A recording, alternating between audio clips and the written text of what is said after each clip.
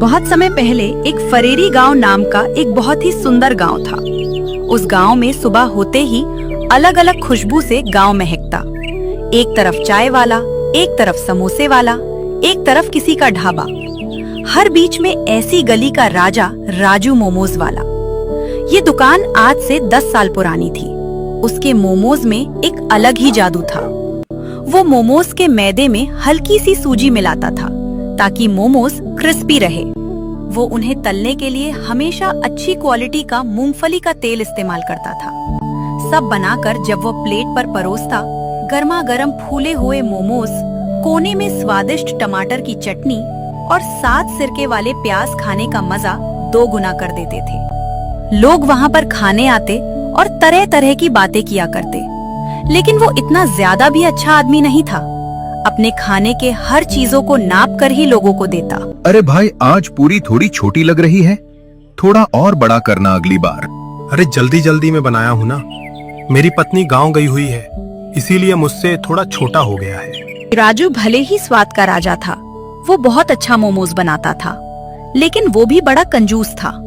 राजू के पीछे था उसी गांव के प्रधान रामपाल का हाथ था, जिसके दम पर ही इतना उछलता था। राजू कोई और नहीं, प्रधान का साला था। दोनों ने मिलकर गांव के बहुत सारे जमीनों को हथियाया था और गांव वालों के सामने बड़ा अच्छा बना करते थे दोनों। पर कहानी जल्दी मोड़ लेने वाली थी। पास ही के सुंदरपुर नाम के गांव में मोहन नाम का आदमी अपनी पत्नी मीरा और पीहू बेटा रहा करते थे, किंतु उनकी भी जीवन रेखा बड़ी डगमगाई हुई थी। अब मैं कहाँ जाऊंगी सेठ जी, वो भी घर पर नहीं है। कृपया हमें कुछ और दिनों का समय दे दे। अरे नहीं नहीं, तुम्हें और समय नहीं दिया जा सकता। आज दूंगा पैसे, कल दूंगा। करते हुए 5 महीने बीत गए। अब तुम्हें घर छोड़ना ही होगा। अगर चुका नहीं सकते तो कर्ज लेते ही क्यों हो। तभी मोहन आ जाता है। चलो भाग्यवान, जो किसी की मजबूरी ना समझे वहाँ हम एक पल भी नहीं रह सकते। हाँ हाँ जाओ, तुम्हें रहने के लिए कहा किसने है। जल्दी विदा होकर मुझे मुक्त करो। जा रहा हूँ सेठ जी। आपने हमारे जरूरत के समय कर्ज दिया था, उसके लिए आपका बहुत बहुत धन्यवाद। भाग्यवान, अपना सारा सामान ले आओ, हम यहाँ से चलते हैं। हम लोग कहाँ जाएंगे? हमारे पास ना रहने के लिए कुछ है, ना कोई रिश्तेदार। इसके जैसे लालची व्यक्ति से और मैं विनती नहीं कर सकता। अगर इसके पैर भी पड़ जाऊं तो भी यह घर नहीं छोड़ने वाला। तुम देर मत करो, जाओ सामान ले आओ। भारी मन और थके हुए कदमों के साथ मोहन का परिवार अपने घर की सीमाओं को पीछे छोड़ आया है।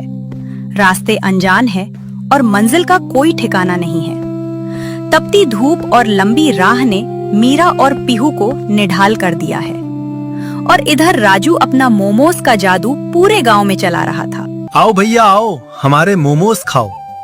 ओ भैया, ओ दीदी, तो चाचा आओ आओ, राजू के हाथ के स्वादिष्ट मोमोज खाओ। थोड़ी और चटनी डालना भाई इस प्लेट में।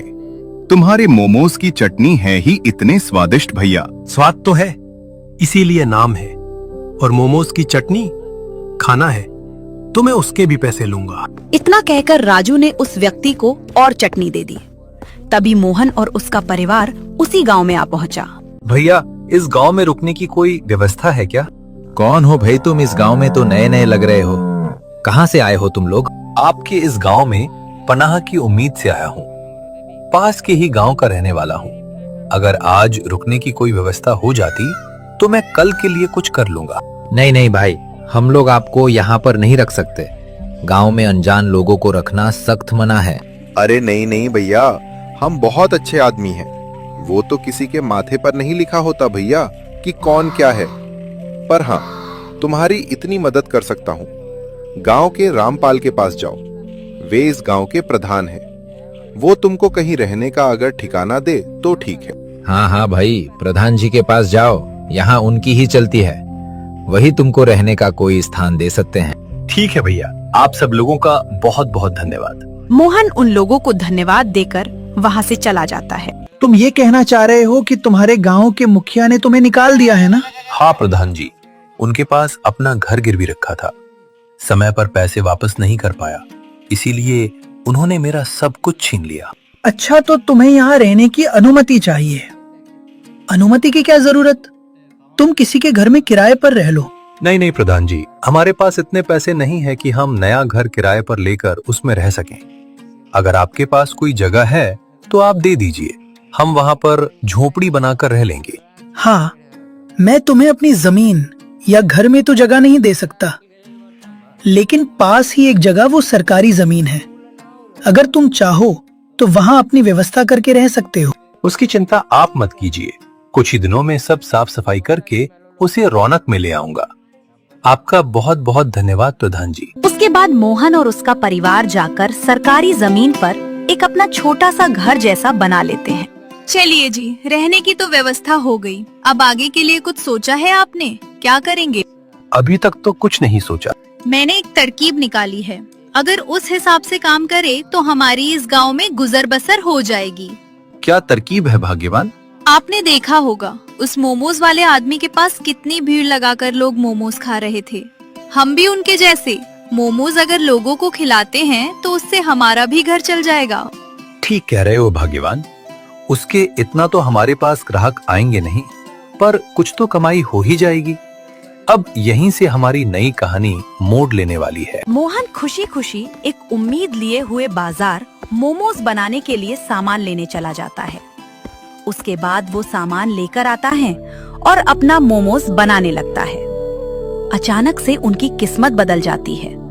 धीरे धीरे खाने की खुशबू और अच्छा खाना होने के कारण और वहाँ अच्छी खासी भीड़ लगने लगी, क्योंकि पूरा गांव जानता था प्रधान और उसके साले की करतूतें। उसका साला आए दिन लोगों के साथ बदतमीजी से बातें करता और मोमोज भी दिनों दिन उसके लालच की तरह छोटे होते जाते थे। अरे भाई, अच्छा किया जो तुमने यहाँ पर अपना दुकान लगा लिया। राजू तो बड़े बदतमीजी से बातें करता है और उसकी हाइट के जैसे उसके मोमोज भी छोटे होते जाते हैं। हाँ भाई, मैंने एक बार तो उससे एक्स्ट्रा चटनी क्या मांगी, उसने तो 10 रुपए ही जोड़ लिए।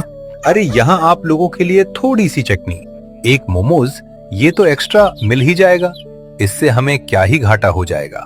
ऐसे ही मोहन लोगों से बहुत ही अच्छे तरीके से बात करता था। कुछ दिनों में उसकी दुकान चल पड़ती है और पूरा गांव उसी के पास मोमोज खाने आया करता था। और यहीं उधर राजू की भी दुकान कम चलने लगी। इस बंदे को जगह क्या दी? उसने तो मेरा धंधा ही मार दिया। लगता है जीजा से बात करनी ही पड़ेगी। उसके बाद राजू तुरंत प्रधान के घर चला जाता है। ओ जीजा जी, कहाँ हो आप? क्या हुआ राजू, क्यों चिल्ला रहे हो? अचानक क्या दिक्कत आ पड़ी, बताओ। ये आपने ठीक नहीं किया जीजा जी। आपने मेरा धंधा बंद करने का सोच लिया। अरे क्या हुआ, बताओ तो सही। आपने उसको जगह दिया, ये ठीक था। अब उसने मेरे जैसी ही मोमोज की अपनी दुकान लगा ली है और बहुत कम दाम में लोगों को खाना खिला रहा है, जिससे लोग उसी के पास खाने जा रहे हैं। बाहर का एक आदमी हमारे गांव में आकर इतना अमीर हो जाए, ये बर्दाश्त नहीं हो रहा। मैंने सुना, मुझे भी बर्दाश्त नहीं हो रहा ये सब, पर क्या करें, हमारे हाथों में क्या है। जिसका व्यापार है वो कर रहा है। इतने सीधे मत बनो जीजा जी। उस मोहन की जमीन और घर तुम ही हर पे थे, याद नहीं तुमको? मुझे कुछ नहीं पता। उसको इस गांव से निकालो तुम, उसका कुछ करो, वरना मैं दीदी से तुम्हारी शिकायत कर दूंगा। अरे तुम्हारे दीदी तक बात क्यों ला रहे हो? संभालता हूं ना सब कुछ। तो कल ही चलते हैं और उसको निकाल कर आएंगे। बहुत पैसे कमा लिए उसने, अब और नहीं। अब उसका खेल खत्म होगा। और मोहन अपने दुकान पर ग्राहकों को संभाल रहा था। लोग बड़े चाव से मोमोज खा रहे थे। बेटा, मुझे कुछ खाने के लिए दे सकते हो? और मेरे पास पैसे नहीं हैं। अरे काका, आप खाओ ना, हमारी भी कभी ऐसी स्थिति थी। आपको पैसे देने की बिल्कुल जरूरत नहीं। मोहन ऐसे ही लोगों को खाना खिलाया करता था। भाग्यवान, मैं बाजार जा रहा हूँ, गोभी लेके आऊंगा। दोपहर को बहुत भीड़ होगी। ठीक है, जाइए, जल्दी आना, ग्राहकों की दुकान पर भीड़ लगी हुई है। अच्छा भाग्यवान, मैं चलता हूँ फिर। उसके बाद मोहन अपना बाजार करने के लिए चला जाता है। चलिए ठीक है, अब मुझे ही दुकान संभालनी पड़ेगी। तभी अचानक से वहाँ पर एक आदमी आ धमकता है। बहन जी, मुझे छुपाने के लिए थोड़ी जगह दे दीजिए। दूसरे गांव के जमींदार के प्यादे मेरा पीछा कर रहे हैं। कृपया मुझे थोड़ी पनाह दीजिए। आपने उनके साथ ऐसा क्या किया कि वो आपके पीछे पड़ा है? वो बहुत लंबी कहानी है, पहले मुझे छिपने की जगह दीजिए, वो आते ही होंगे। अच्छा कोई नहीं, वो जब तक आपको ढूंढ रहे हैं, आप हमारे इस छोटे से घर में रह सकते हो। हम इस गांव के नहीं हैं, तो हमारे घर पर कोई भी देखने नहीं आएगा।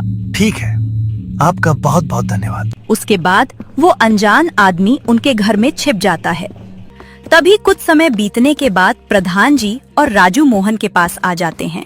अरे प्रधान जी, राजू, आप दोनों यहाँ पर, मेरे तो भाग्य ही खुल गए कि तुम दोनों मेरे यहाँ पर खाने आ गए हो। अरे चुप बुड़बक, हम खाना खाने नहीं बात करने आए हैं। क्या बात है प्रधान जी, जो बात करने के लिए आपको मेरी दुकान पर आना पड़ा? तुम्हें ये घर और जगह खाली करनी होगी। क्या?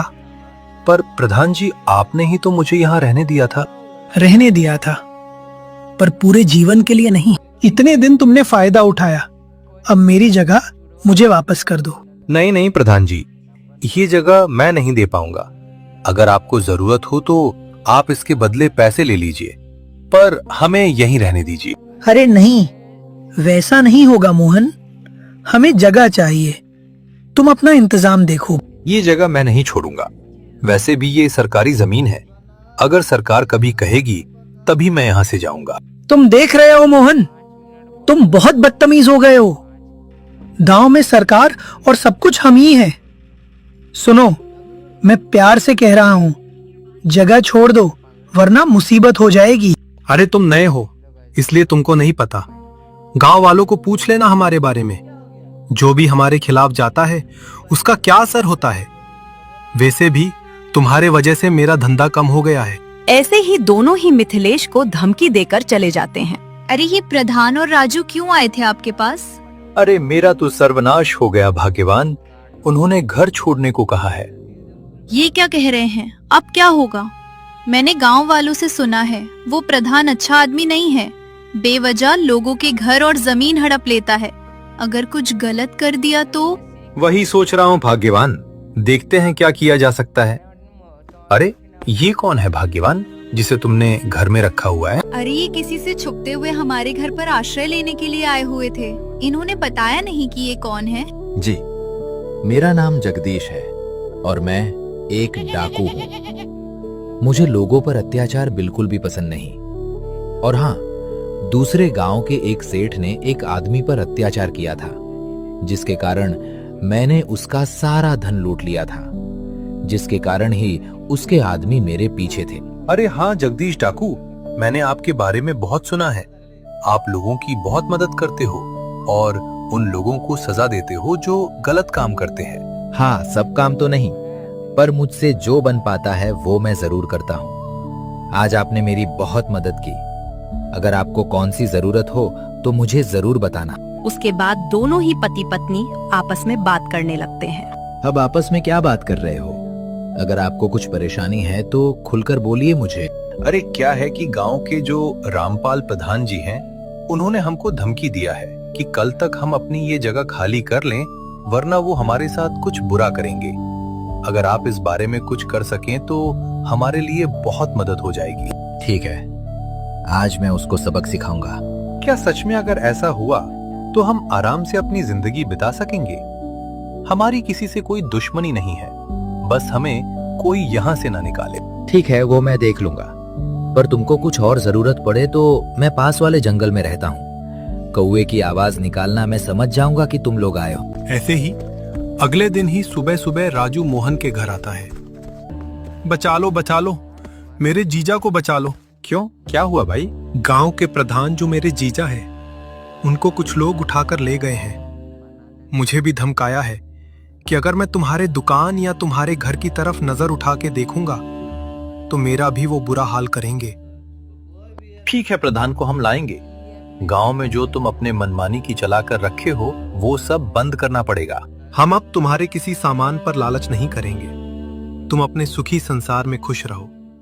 बस एक विनती है, मेरे जीजा जी को वापस ले आओ। ठीक है, आप घर चले जाइए, हम आपके जीजा को लेकर आ जाएंगे। उसके बाद मोहन और उसकी पत्नी पास के जंगल के अंदर चले जाते हैं।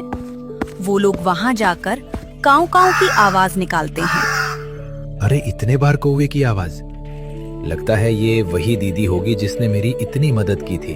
डाकू ने अपने साथियों को उनको लाने के लिए भेज दिया। वो लोग आते हैं और देखते हैं कि इधर प्रधान जी डाकुओं की कैद में काफी डरे हुए होते हैं। कहो बहन, आप यहाँ कैसे? क्या फिर से किसी ने आपको परेशान किया?